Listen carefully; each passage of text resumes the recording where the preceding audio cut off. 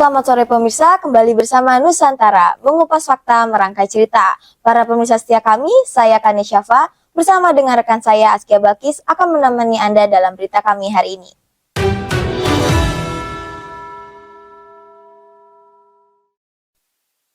Tidak terasa sebentar lagi kita akan menyambut momen spesial bagi umat muslim yaitu Hari Raya Idul Fitri. Sudahkah pemirsa di rumah menyiapkan segala kebutuhan untuk menyambut momen spesial ini?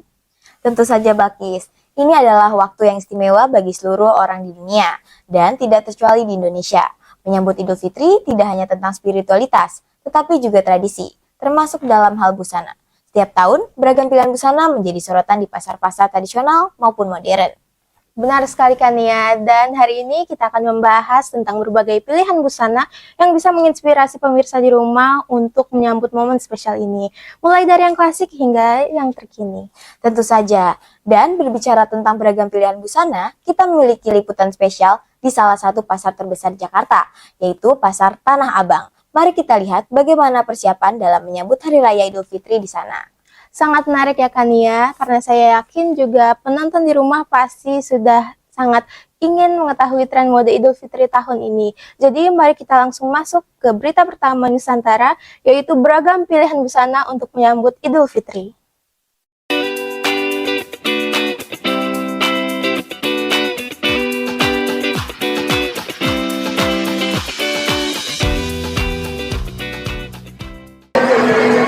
Halo pemirsa, selamat pagi dari Pasar Tanah Abang.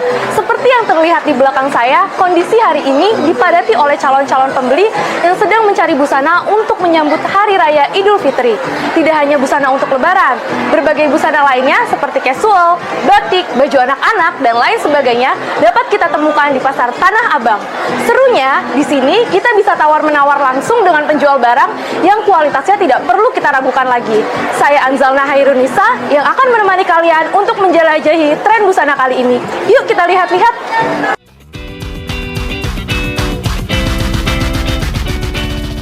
Keberadaan Pasar Tanah Abang di tengah gemerlapnya ibu kota menjadi pusat perhatian menjelang Lebaran. Dengan berbagai pilihan busana dan aksesoris, pasar ini menjadi pusat perbelanjaan terbesar di Jakarta dan menjadi saksi bisu dari aktivitas menjelang Lebaran. Pasar Tanah Abang kini ramai dikunjungi oleh masyarakat yang sedang mempersiapkan diri untuk merayakan Hari Kemenangan. Di tengah keramaian itu, dengan suasana yang begitu dinamis, penjual-penjual di sini mampu menyesuaikan diri dengan tren terkini dan kebutuhan pelanggan agar tetap bisa bersaing. Terutama dalam hal busana, mereka harus menyediakan koleksi yang sesuai dengan tren terkini, tetapi juga perlu memperhatikan ketersediaan bahan dan juga faktor harga. Mari kita lihat bagaimana pandangan Kak Egi sebagai salah satu penjual yang sudah lama berjualan di Pasar Tanah Abang dalam menghadapi tantangan ini. Oke pemirsa, saya mau bertanya nih sama salah satu penjual yang ada di sini. Halo kakak, selamat pagi, dengan kakak siapa? Selamat pagi Kak, dengan Egi Kak. Oke Kak Egi, terima kasih nih sudah menyempatkan waktunya. Jadi saya mau tanya nih, apa sih tren busana yang sedang laris untuk menyambut Idul Fitri kali ini? Untuk tren busana untuk tahun ini yang lagi viral itu sekarang simmer Kak. Itu kita jual gamis sama kemejanya juga. Wah pantes ya Kak, kalau baju itu emang lagi marak banget nih digunakan sama masyarakat. Nah, untuk harga-harga baju di sini gimana ya Kak? Apakah meningkat karena menjelang Lebaran? Kalau untuk peningkatan harga sendiri, kita itu berpatok bukan kepada Lebaran Kak, karena kita produksi sendiri. Jadi kita berpatoknya pada harga bahan itu sendiri.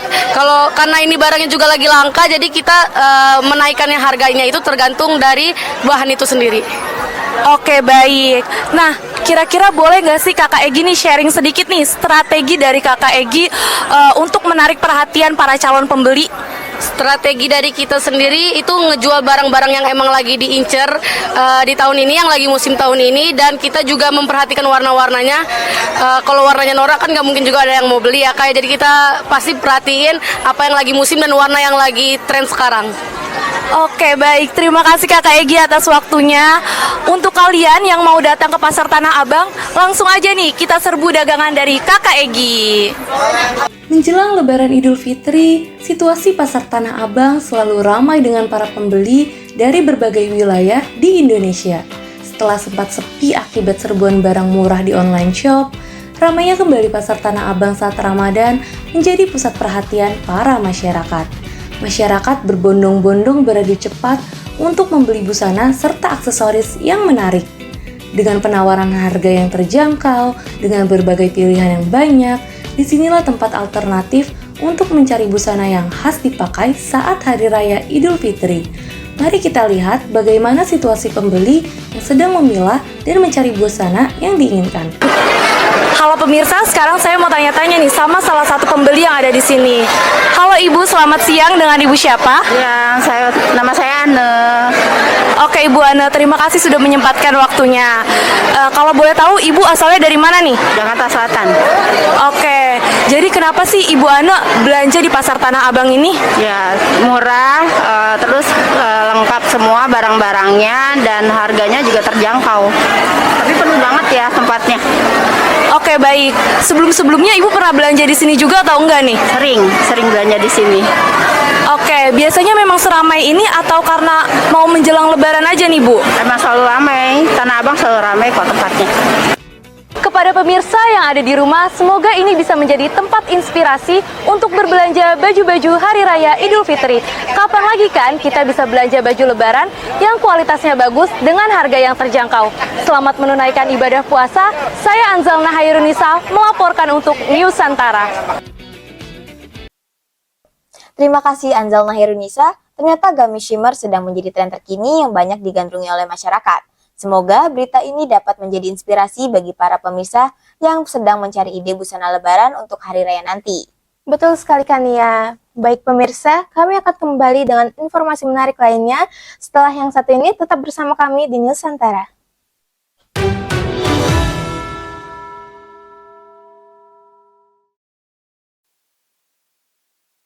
Halo pemirsa, kembali bersama Nusantara mengupas fakta merangkai cerita.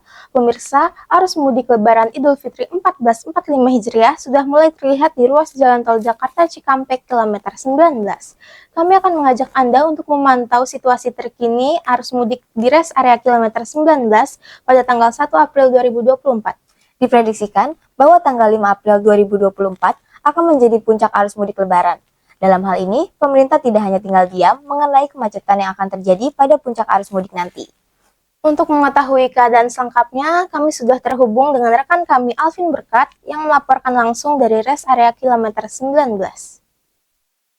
Terima kasih Kenia Siva dan Askia Balkis. Selamat sore pemirsa, saya Alvin Berkat melaporkan langsung di rest area tol Jakarta Cikampek kilometer 19 pukul 17.30 waktu Indonesia Barat. Puncak arus mudik yang diprediksi akan terjadi pada tanggal 5-8 April membuat masyarakat mudik lebih awal. Pada hari ini, tanggal 1 April, terpantau arus lalu lintas tol Jakarta Cikampek berjalan lancar dan ramai. Adapun kebijakan pemerintah yang diterapkan untuk meminimalisir kemacetan, yaitu dengan menerapkan sistem one way atau satu arah, sistem kontraflow, dan sistem ganjil genap. Pembatasan angkutan kendaraan seperti angkutan-angkutan sumbu 3 akan dimulai pada tanggal 5-16 April. Baik Alvin, untuk kebijakan angkutan barang ini, apakah akan diterapkan merata terhadap semua angkutan sumbu 3? Untuk kebijakan ini, adanya pengecualian terhadap kendaraan-kendaraan, yakni kendaraan bahan bakar minyak, kendaraan bahan bakar gas, hantaran uang, logistik pemilu dan pemilihan, pakan ternak, pupuk, dan bahan pokok. Baik Alvin, terkait sistem kebijakan arus mudik di jalan tol Jakarta Cikampek, apa saja yang akan diterapkan? Baik, mulai tanggal 5 April akan diterapkan sistem kontraflow pada kilometer 36 ruas tol Jakarta Cikampek sampai kilometer 72 ruas tol Cikopo Palimanan. Baik, terima kasih Alvin. Pemirsa, di tahun ini Kementerian Perhubungan memprediksi 193 juta jiwa akan melakukan perjalanan pada mudik Lebaran. Angka ini menjadi angka tertinggi dari arus mudik Lebaran pada tahun-tahun sebelumnya. Kementerian Perhubungan juga sudah mengadakan survei dari pergerakan masyarakat selama 2024. Hasil survei ini menggambarkan Lebaran kali ini mencapai poin tinggi, yaitu mencapai 193 juta jiwa atau setara dengan 71,7% dari penduduk Indonesia. Lalu, daerah yang menjadi tujuan akhir terbanyak bagi para pemudik berdasarkan prediksi Kementerian Perhubungan adalah Jawa Tengah, yaitu sebesar 31,8%, kemudian disusul dengan Jawa Timur sebanyak 19,4%, dan Jawa Barat sebanyak 16,6%. Adapun daerah asal pemudik terbanyak, yaitu Jawa Timur sebesar 16,2%, kemudian disusul dengan Jabodetabek sebesar 14,7% dan Jawa Tengah sebesar 13,5%. Kementerian Perhubungan juga memprediksi transportasi umum yang paling banyak dipilih masyarakat adalah kereta api dengan potensi 20,3% atau 39 juta jiwa. Selanjutnya, di urutan kedua diikuti oleh bis yang diperkirakan mencapai 19,4% atau 37 juta jiwa. Disusul dengan kendaraan pribadi mobil yaitu 18,3% atau 35 juta jiwa. Dan motor sebanyak 16,7% atau 31 juta jiwa. Untuk laporan selengkapnya akan disampaikan oleh rekan kami di lapangan. Seperti yang kita tahu, tradisi mudik sudah menjadi bagian tak terpisahkan dari budaya kita. Menjelang Lebaran, arus mudik semakin meningkat dengan ribuan kendaraan memadati jalan tol menuju kampung halaman. Salah satu titik penting dalam perjalanan ini adalah rest area di kilometer 19 Jakarta Cikampek yang menjadi salah satu tempat istirahat bagi para pemudik. Rest area ini tidak hanya menyediakan tempat untuk beristirahat, tetapi juga berbagi fasilitas penting seperti SPBU, toilet, masjid, ATM, dan tempat makan yang sangat dibutuhkan oleh para pemudik dalam perjalanan panjang mereka. Untuk memahami lebih dalam tentang arus mudik saat ini dan upaya yang dilakukan untuk memastikan kelancaran perjalanan, tantangan yang dihadapi, serta langkah-langkah yang diambil untuk mengatasi berbagai kendala dan keselamatan perjalanan, kami akan berbicara langsung dengan seorang petugas keamanan yang bertugas di rest area 19 saat ini. Kalau untuk H9 menjelang Lebaran itu boleh dikhawatirkan kemungkinan belum begitu ada kemacetan. Kemungkinan -10 atau -11 mungkin baru ada kemacetan. Dari pihak pengelola rest area, terutama dari pihak keamanan, untuk menjelang Idul Fitri, dari kami pihak keamanan menambahkan personil untuk memberikan keamanan, kenyamanan, serta kelancaran untuk di rest area kilometer 19. Lebaran Idul Fitri sudah menjadi momen yang ditunggu bagi semua keluarga yang merayakan. Di saat yang bersamaan, banyaknya keluarga yang pulang ke kampung halamannya dengan berbagai cara untuk melabui kemacetan. Dengan begitu, para pemudik pastinya mempersiapkan untuk di perjalanan, terutama pemudik yang menggunakan kendaraan pribadi ataupun bus. Sudah terlihat kemacetan di jalan tol Jor dipadati dengan berbagai jenis kendaraan mobil. Rest area kilometer 19 merupakan salah satu tempat untuk menjadi peristirahatan untuk para pemudik, di mana awal mula dari perjalanan para pemudik dimulai. Bagaimana dengan kesiapan adapun rencana para pemudik untuk melabui kemacetan dalam perjalanan? Kami akan berbicara langsung dengan salah satu pemudik bagaimana kesiapan mereka dari awal perjalanan mereka, terutama di rest area kilometer 19. Baik pemirsa, hari ini saya berkesempatan berbicara dengan salah satu pemudik untuk menempatkan informasi terkini mengenai info tol Jakarta Cikampek. Selamat sore Pak, dengan siapa? Dengan Taufik. Bapak Taufik. Apa alasan Bapak melakukan mudik hari ini dengan tujuan apa Pak? Kalau saya alasan mudik hari ini, yang pertama anak-anak sudah mulai libur, jadi kita pulang lebih awal gitu. Oke, baik Pak. Untuk persiapan mudik tahun ini apa yang perlu dan dibutuhkan Pak?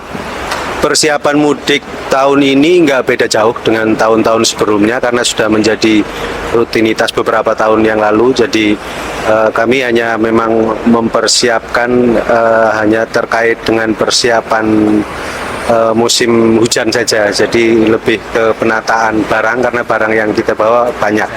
Pak, untuk perbandingan kemacetan tahun lalu dengan kemacetan Lebaran tahun ini bagaimana Pak? Kalau saya memang selalu pulang lebih awal, jadi belum pernah ketemu kemacetan yang parah gitu. Jadi masih standar wajar lah. Artinya masih setelah kita masuk tol masih bisa ini. Hanya yaitu karena sudah padat kita masuk ke rest area kita harus cari lahan parkir yang sulit gitu. Baik, terima kasih Pak Taufik atas informasinya. Semoga informasi yang disampaikan dapat memberikan gambaran kepada pemirsa yang akan melakukan mudik ke kampung halaman Selamat Hari Raya Idul Fitri. Semoga selamat sampai tujuan. Saya Alvin Berkat melaporkan untuk Nusantara kembali ke studio.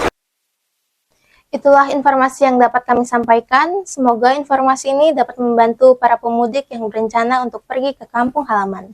Tetap bersama kami di Nusantara. Kami akan kembali seusai jeda.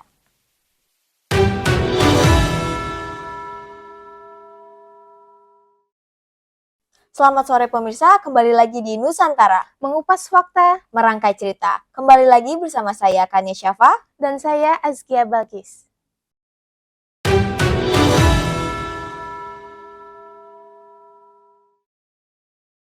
Pelepasan Biksu Tudong akan berlangsung di Taman Mini Indonesia Indah. Momen ini telah lama ditunggu-tunggu oleh umat agama Buddha. Acara ini cukup menjadi sorotan bagi warga sekitar karena banyak biksu yang akan berdatangan dari berbagai tempat. Biksu yang berdatangan ke TMII bertujuan untuk memenuhi ibadahnya. Para biksu ini akan melaksanakan prosesi tudong, di mana para biksu akan berjalan kaki sepanjang ratusan kilometer. Para biksu ini memulai perjalanan dari Semarang dengan tujuan akhir Candi Borobudur yang diperkirakan akan sampai pada tanggal 20 Mei 2024.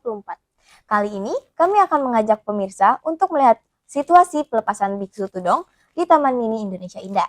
Berikut berita selengkapnya. Tanggal 23 Mei 2024 merupakan peringatan hari besar agama Buddha, yaitu Waisak, yang dimana pada hari ini dilaksanakan salah satu ritual menjelang hari raya, yaitu ritual tudong. Kegiatan ritual tudong dan peringatan Hari Raya Waisak disambut baik oleh Kemenparekraf. Hal ini dikarenakan meningkatnya potensi wisatawan baik lokal maupun internasional. Dengan demikian, minat akan kegiatan religius dan budaya, terutama dari wisatawan lokal maupun internasional, ritual tudong dan peringatan Waisak di Candi Borobudur telah menjadi sorotan utama dalam kalender pariwisata Indonesia. Kehadiran ribuan umat Buddha yang berkumpul untuk merayakan momen bersejarah ini tidak hanya mencerminkan kekayaan warisan budaya kita, tetapi juga menawarkan kesempatan bagi industri pariwisata untuk berkembang dan berinovasi. Sekarang, mari kita dengarkan wawancara bersama Bapak Sandiaga Uno selaku Menteri Pariwisata dan Ekonomi Kreatif tentang bagaimana pengelolaan ritual tudong ini yang dampaknya terasa pada perekonomian Indonesia. Mas, okupansi hotel berarti sudah 100% penuh atau bagaimana? Lalu target transaksinya, perputaran ekonomi bagaimana? Terkesan di lingkar 1 ya. Jadi sampai dengan Balkondes dan desa wisata ini sudah semuanya kamar homestay sudah habis terpesan. Tapi ada beberapa penyangga di Magelang dan di sekitar Jakarta, Kulon Progo, di Sleman yang masih menyediakan kamar. Jadi karena kita melihat ini keberkahan yang dihasilkan dari segi dampak ekonominya cukup luas, makanya kita harus menghitung betul. Nggak bisa kita sampaikan hanya 15-20% yang wisatawan mancanegara dengan total target spending antara 1.500 sampai 2.000 dolar.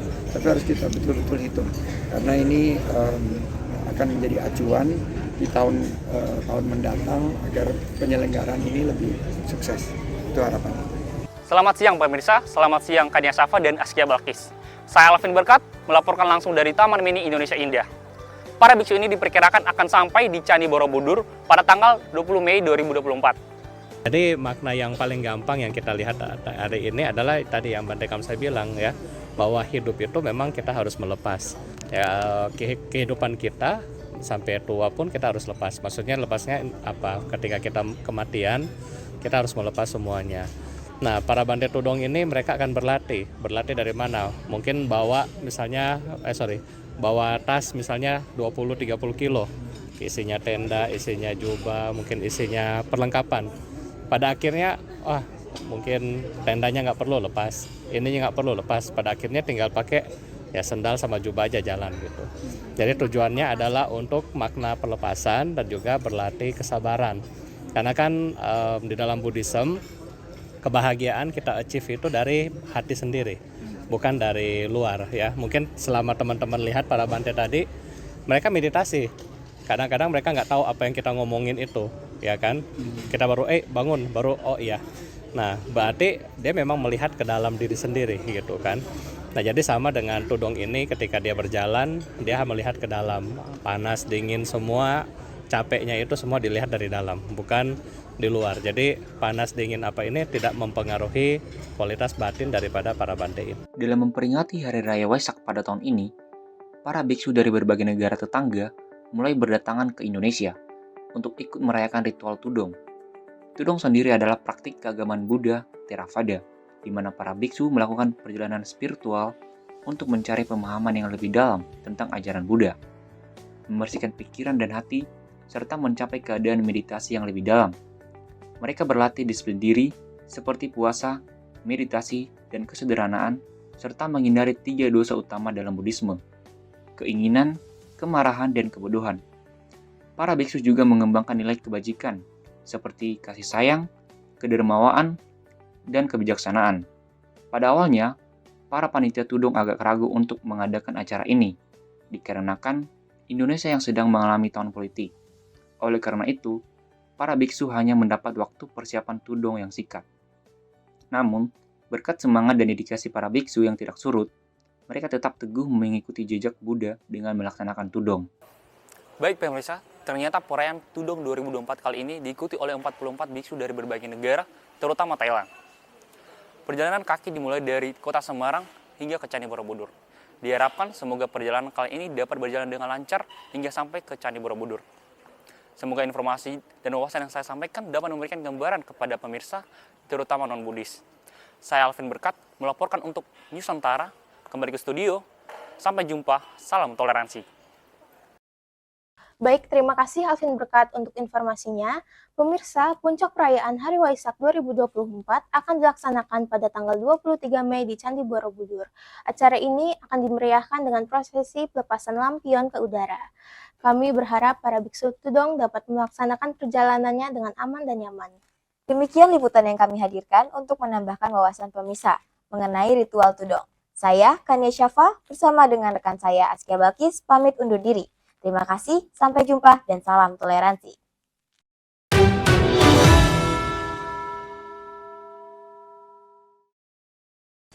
Halo pemirsa, selamat datang di Nusantara Talk Show, mengupas fakta, merangkai cerita. Bersama saya Askia Balkis Dan saya Kania Syafa. Kali ini kami akan membahas mengenai salah satu tempat yang menjadi simbol keindahan keberagaman Indonesia, yaitu TMII, Taman Mini Indonesia Indah. Betul sekali Kania, dan hari ini kami berkesempatan untuk berbicara langsung dengan sosok penting di balik Hebatnya TMII ya. Betul sekali, siapa kira-kira Kania? Yaitu Ibu Claudia Ingkiriwang. Mari kita sambut gestar kita hari ini. Yeay. Selamat siang Ibu. Siang. Bagaimana kabarnya di hari yang cerah ini? Baik sekali, baik sekali. Berbicara soal suasana hari ini, aku jadi teringat bahwa beberapa waktu lalu kami meliput tentang prosesi Biksu Tudong yang diselenggarakan di TMII. Jadi berbicara tentang TMII, kami punya beberapa pertanyaan untuk Ibu Claudia. Bagaimana menurut Ibu sebagai mantan Direktur Utama TMII terhadap acara-acara yang diselenggarakan di TMII itu kan banyak dan beragam sekali kan dalam memperkaya pengalaman budaya pengunjung. Iya, betul. Jadi memang TMII sendiri salah satu kegiatan utamanya adalah membuat acara-acara nih. Ya. Event-event yang terkait dengan budaya ya. Karena kalau kita memperkenalkan kayak rumah adat misalnya, itu kan kalau kita cuman memperkenalkan sebagai rumah aja, kita sebut benda mati lah ya gitu ya, itu kurang menjiwai gitu ya. Makanya kita banyak sekali kegiatan-kegiatan yang hidup yang melibatkan pengunjung pada saat itu untuk bisa memahami bagaimana sih budaya itu sebetulnya berlangsung gitu ya. Nah, kegiatan-kegiatan seperti semua kegiatan-kegiatan berkaitan budaya ya dan keagamaan itu semua dilakukan untuk benar-benar orang jadi ngerasain nih, oh begini ya pesta rakyat, oh begini ya melakukan sebuah ritual keagamaan gitu ya, oh begini ya beribadah dengan ibadah yang berbeda. Nah jadi memang kegiatan-kegiatan itu dibikin untuk memperkaya pemahaman pengunjung pada budaya. Gitu. Oke, keren banget ya, Keren Kis. banget. Oke, aku lanjut ke pertanyaan kedua ya. Kan TMI ini sering banget ya jadi tuan rumah buat berbagai event. Betul. Baik itu kebudayaan maupun non-kebudayaan. Betul. Aku mau nanya nih, apa alasan dibalik keberagaman event ini dan bagaimana dampaknya terhadap citra TMI yang emang dikenal sebagai pusat kebudayaan? Iya, jadi memang dengan tempatnya yang luas, terutama ya dengan tempat yang luas 150 hektar, maka apa aja bisa dilakukan di situ. Itu pertama. Jadi memang fasilitasnya sendiri sudah tersedia. Ya kan dengan 150 hektar, dekorasi atau apa namanya ini yang bagus sekali ya, suasana yang bagus sekali itu menjadi suatu tempat yang ideal. Memang lokasinya juga ideal juga ya kan, bisa dijangkau dari apapun ya, LRT segala macam juga itu terjangkau. Dan yang ketiga adalah misinya sendiri gitu ya. Memang misinya adalah menjadikan Taman Mini sebagai pusat aktivitas lah ya, jadi pusat aktivitas ya, orang yang pengen rekreasi bisa, pengen edukasi bisa, pengen memahami budaya bisa, pengen berkegiatan aslinya pun juga bisa. Nah makanya event-event itu diadakan banyak di Taman Mini. Keren banget TMI itu. Bener-bener bukan cuma Taman Mini tapi taman big gitu ya. Karena bener-bener eventnya semuanya bagus-bagus sekali. Kayaknya Bakis tertarik ya buat belajar tari gini. Tertarik banget. Aku ada pertanyaan lagi Ibu Claudia. Jadi TMI itu kan emang banyak terkenalnya itu sebagai pusat kebudayaan, tapi kira-kira ada nggak sih keunikan lain dari TMI yang mungkin banyak wisatawan belum tahu? Oke, jadi memang TMI itu salah satu keunikan kalau budaya memang udah jelas ya. Yang kedua adalah ekoturism ya, kita sebutnya green tourism. Nah ini yang sekarang sedang digalakan juga di TMI. Jadi kalau udah lihat kan sekarang udah ada green zone gitu ya. Jadi bagaimana orang-orang itu atau tamu lah ya, intinya bagaimana tamu itu benar-benar datang itu fresh gitu ya. Jadi ekoturism atau green tourism juga kita sedang kembangkan di TMI gitu. Jadi green tourism itu memang kita intinya adalah mengurangi sebisa mungkin emisi karbon yang terjadi pada saat orang-orang beraktivitas ya, ketika sedang melakukan tourism gitu. Kita tata lah ya, jadi nggak menggunakan fuel kayak bensin lah apa segala macam gitu ya, jadi pakai listrik semuanya sehingga ininya bagus gitu ya emisinya. Kemudian juga pohon-pohon, ruang terbuka hijau itu besar sekali ya, jadi 70% tuh ruang terbuka hijau, hanya 30% yang yang terpakai gitu ya. Kemudian juga pengolahan sampah dan sebagainya itu semuanya dilakukan dengan sangat sadar lingkungan gitu kira-kira. Jadi kita tahu bahwa impact dari pariwisata kadang-kadang adalah lingkungan hidup. Ya kan, sampahnya lah, listrik yang dipakai lah, emisi karbonnya lah dan sebagainya. Nah di TMI itu dikurangi, di manage agar itu impactnya minimum gitu. Jadi nggak merusak lingkungan lah intinya gitu. Wah, berarti keren banget ya. Ternyata TMI bukan hanya tentang kebudayaan, tapi juga berkaitan banget nih sama lingkungan. Karena berkaitan banget tentang lingkungan, aku mau nanya nih, bagaimana sih ekoturism itu dapat menjadi alat efektif dalam pelestarian lingkungan dan pengembangan masyarakat lokal secara berkelanjutan? Ya, betul. Jadi memang kalau kita lihatin sebenarnya ekoturism saat ini juga jadi tren. Artinya orang yang sadar bahwa kita harus memelihara alam itu juga sudah semakin banyak, dan orang juga semakin banyak untuk sadar bahwa salah satu kegiatan turisme atau salah satu kegiatan rekreasi yang paling menyenangkan adalah kembali ke alam. Nah kalau kita kembali ke alam artinya alamnya mesti kita jaga, ya kan? Karena alam itu yang memberi makan kita, gitu ya.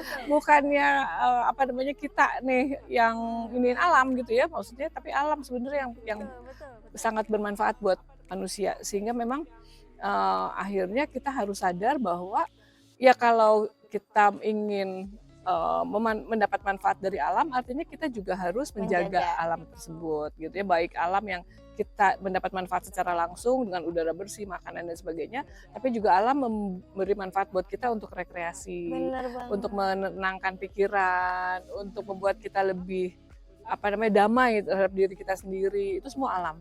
Nah, makanya alam harus dijaga gitu.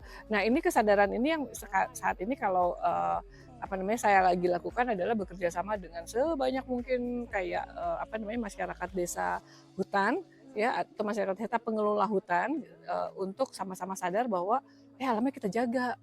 Jangan semuanya dirusakin gitu ya. Jangan semuanya jadi artificial gitu ya. Kayaknya cantik banget gak sih? Iya, kita bisa lihat di belakang ini cantik banget. Enak banget ini. Kita memberi pada alam memberi buah-buahan pada kita, lihat tuh semua buah-buahan gitu kan. Kita juga kemudian memberi kebaikan kepada alam dengan menjaganya dari sampah-sampah, dan kita memberikan balik dengan pupuk-pupuk organik ya, dan alam akan memberikan yang terbaik gitu. Jadi sustainability dibentuk dari situ. Tapi kalau melihat dari sekarang ini aja kan emang ada beberapa pihak yang udah mulai sadar, tapi Iya, ada betul. juga pihak lainnya yang benar-benar bandel, gitu kan, masih abai. ngerusak, masih abai. Nah, Betul. menurut Ibu dengan perilaku masyarakat sekarang ini, kira-kira bagaimana masa depannya tentang ekoturism Tourism. ini? Kalau menurut saya ini 50-50. Kalau kita berhasil menginfluence teman-teman kita agar sadar terhadap alam dan sebagainya, maka alam Indonesia akan menjadi potensi utama, daya tarik utama nih. Kita kalau bicara secara khusus Indonesia lah ya, itu akan menjadi daya tarik utama. Tapi kalau kita gagal dengan negara segede gini dan kemudian itu disaster, alamnya bisa jadi disaster. Gitu. Makanya sekarang perlu nih kalian nih, anak-anak muda gitu ya, untuk menginfluence teman-teman gitu ya. Kalau setiap orang gitu ya, menginfluence temennya 3 atau 4 orang, dan akhirnya semua Terdorong gitu untuk melestarikan alam, tidak merusak alam, nggak buang sampah sembarangan, nggak minum pakai botol plastik sekali pakai gitu ya. Lama-lama Indonesia sih akan dijaga alamnya. Wah, menarik sekali ya perbincangan kita hari ini dengan Ibu Claudia. Karena dengan perbincangan ini kita Iya. bisa belajar banyak tentang kebudayaan di Indonesia yang ada di TMII. Iya betul, jadi TMI itu namanya Taman Mini, tapi benar-benar event di dalamnya, hal-hal di dalamnya itu banyak banget yang bisa kita coba. Bukan cuma tentang kebudayaan, tapi juga non-kebudayaan itu. Terus juga tadi kita bisa belajar tentang ekoturism, bener gak? Betul, ekoturism itu diingatkan kembali kalau ekoturism itu adalah upaya kita untuk menjaga alam dari semua emisi limbah yang kita hasilkan dari kehidupan kita sehari-hari. Mungkin di sini konteksnya adalah mengurangi emisi kita di bidang pariwisata gitu. Nah, sayang sekali pemirsa, acara talk show kali ini menjadi penutup acara kita hari ini. Semoga talk show ini dapat menambah wawasan para pemirsa di rumah terkait peran TMII dalam merepresentasikan keberagaman budaya di Indonesia. Nah, sebelum kami benar-benar mengakhiri acara kali ini, kami ingin mengucapkan terima kasih banyak kepada Ibu Claudia yang sudah meluangkan waktunya dan memberikan banyak wawasan kepada kita semua. Iya, terima kasih Bu Claudia, terima kasih. Baik pemirsa, saya Askia Balkis dan rekan saya Kania Syafa, pamit undur diri sampai bertemu di episode selanjutnya. Nusantara mengupas fakta, merangkai cerita. Sampai jumpa. Terima kasih, Bu. Makasih.